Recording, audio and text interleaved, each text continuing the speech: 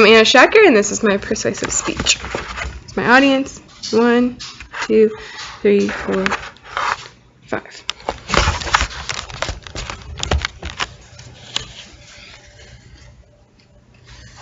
In your head, think of a friend that has different religious views than you do. I'm sure we can all think of many. Now imagine that that friend is your boss. You work for that friend. I bet you would still be friends with them. However, what if their religious views directly affected your health care?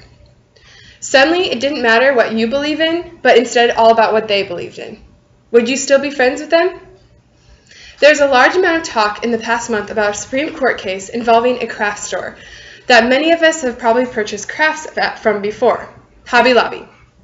In the case, the Supreme Court ruled that for-profit religious companies, such as Hobby Lobby, were allowed to limit the insurance and health care that they provided to their employees if it was greater against their religious beliefs. Specifically, Hobby Lobby was limiting only their women employees to certain types of contraceptives. I am here to persuade you that this Supreme Court ruling of Hobby Lobby versus Burwell is a policy that needs to be reversed. I'd first like to explain to you what it is and how it can be reversed, and then tell you exactly what you can do to help.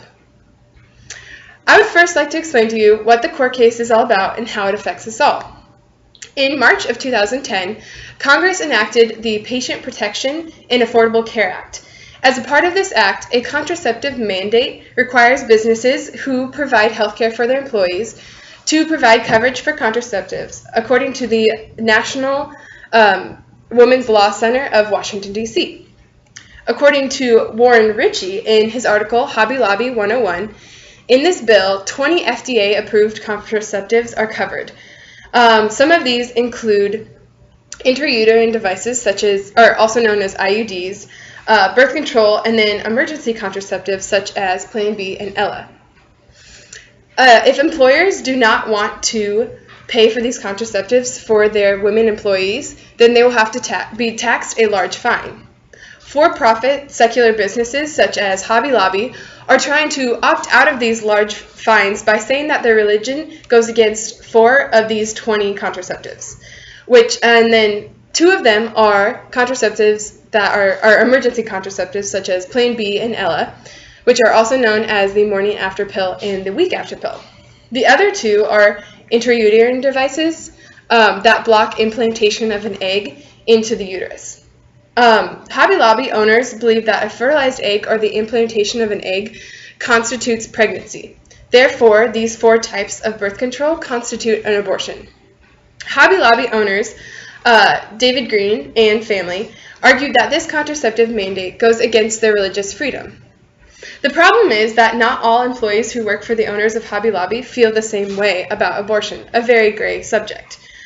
The Supreme Court ruled that Hobby Lobby does have the right to refuse coverage for some of their employees, meaning that they can press their beliefs onto others.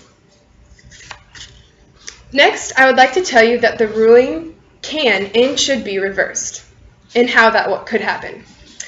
First, the first solution would be to amend what is called the Religious Freedom Restoration Act.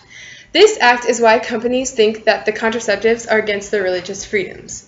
According to Brad Knickerbocker, amendments to this act would not allow owners of a for-profit company to make religious objection to any health service that is required by federal law. The Democrats have already created a bill called the Protect Women's Health from Corporate Interference Act of 2014, which would amend this Religious Freedom Restoration Act. Unfortunately, the bill has already been voted out as of last week. However, the Democrats did expect this and are going to be campaigning against Republicans and other people and other Democrats that do not believe that or do not support this bill for the midterm elections. They are calling this campaign "Not My Boss's Business." Finally, I'd like to tell you how you can make a difference, and I would like to explain to you how you can help the issue. First off, the most important thing is to inform yourself. There are many ways that you can do so. There's new information about this pertinent issue every single day. Almost every news source reports updates every day. I would suggest a neutral news source such as NPR or CNN. However, getting a wide variety of information from many different sources is the best in forming your own opinion. Another way to inform yourself of the topic is reading the court hearings and rulings and realizing implications beyond just the contraceptive ruling.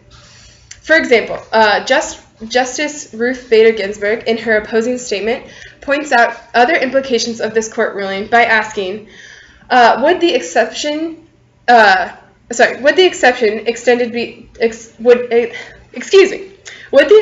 extend to employers with religious objections to blood transfusions, such as Jehovah's Witnesses, antidepressants, such as Scientologists, and medications derived from pigs, including anesthesia, intravenous fluids, and pills coated with gelatin, which would be against Muslims, Jews, and Hindus' religious beliefs. And lastly, you can help this issue with your vote. Voting is the single most powerful thing a citizen can do. While informing yourself, you should find out who in Congress supports what you agree with and try to vote them into Congress in the next upcoming midterm elections. Most Democratic congressmen and women do not agree with this ruling, and we must make sure that these people stay in Congress. In conclusion, this policy opens up all types of loopholes in our government system. The ideology of separation of church and state has been breached, and many companies are pushing their religious rights on others. Who next will opt out of an issue of health and safety just because they have the religious right? If we want to protect ourselves and our country, we must stand up to the Supreme Court ruling. Thank you.